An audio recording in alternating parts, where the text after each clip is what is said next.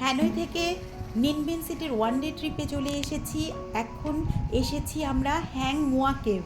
এই মোয়া কেভে উঠবার জন্য 500টা সিঁড়ি বেয়ে, পাথুরে 500টা সিঁড়ি বেয়ে উঠতে হয়। মোটামুটি 400 সিঁড়ি মতো উঠে এসে এইরকম একটা জায়গা রয়েছে।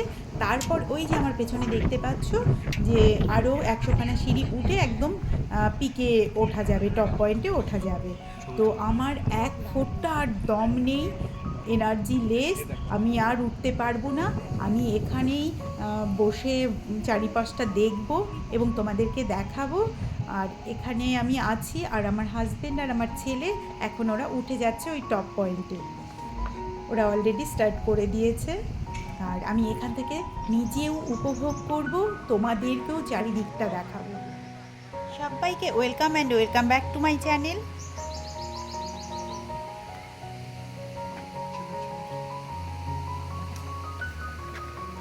এই যে এই সিঁড়িগুলো বেয়েই কিন্তু আমরা নিচ থেকে ওপরে উঠে এসেছি। আর এই ওপরে টপ পয়েন্টে যে 100 সিঁড়ি এখনো বাকি আছে, এটা এই সিঁড়িগুলো বেয়ে একদম টপে যাওয়া যাবে। আর আরেকটা হচ্ছে 100 থেকে 150 সিঁড়ি ওঠার পরে দুটো ভাগ হয়ে যাচ্ছে। এই যে পাহাড়টা দেখতে পাচ্ছ এখন, এই পাহাড়টাতে যাবার জন্য রাইট সাইড দিয়ে ওই 100 থেকে 150 সিঁড়ি যখন উঠেছিলাম তখন একটা রাস্তা চলে গেছে। তো আমরা ওই রাইট সাইডেরটায় আর যাব না, এখান থেকেই ভিউটাকে এনজয় করব। চারিদিকটা তোমাদের দেখাচ্ছি, জাস্ট দেখো, অপরূপ সৌন্দর্যে ভরপুর।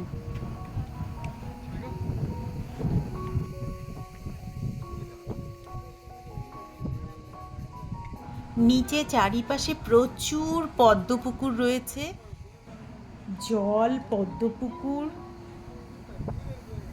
সবুজের কত রং দেখো, সবুজ, নানা রকমের সবুজ রয়েছে। দেখো দূরের ওই নিচের নদীটা দেখতে কি লাগছে, অপূর্ব।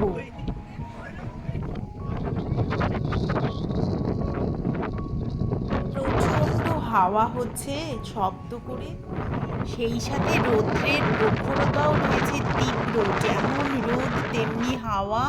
এই ওপরে ওঠার পরে হাওয়াটা পাচ্ছি যদিও। প্রত্যেকে এই প্রকৃতির সাথে, অপরূপ প্রকৃতির সাথে নিজেদেরকে ক্যামেরাবন্দি করে রাখছে।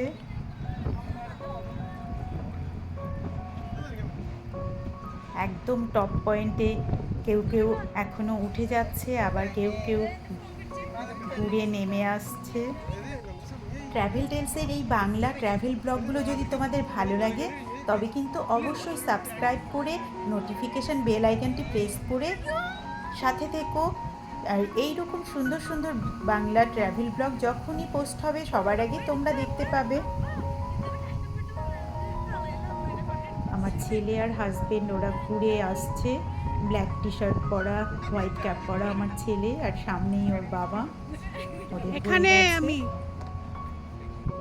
একইভাবে রেস্ট নিয়ে নিয়ে ওপর থেকে নিচে নেমে এলাম। এইবার আমি তোমাদেরকে নিচের সৌন্দর্যটা ঘুরিয়ে দেখাবো। খুব সুন্দর করে সাজিয়ে রাখা, দেখো চারিদিকটা কিন্তু সুসজ্জিত রয়েছে। এই পাশেই একটা ক্যাফে মতো রয়েছে, এই যে সেটা খুব সুন্দর করে দেখো সাজানো গোছানো রয়েছে। আর ওই দেখো দূরে ঝর্ণার জল পড়ছে পাহাড় থেকে।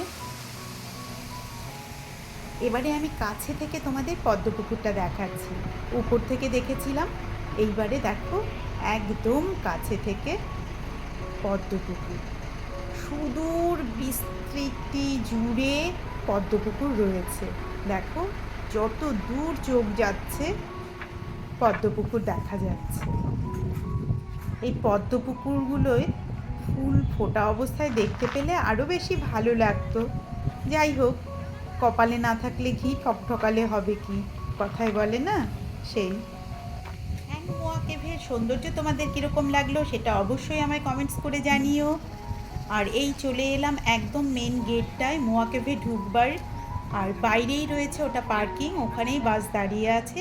সবাইকে থ্যাংক ইউ ফর ওয়াচিং।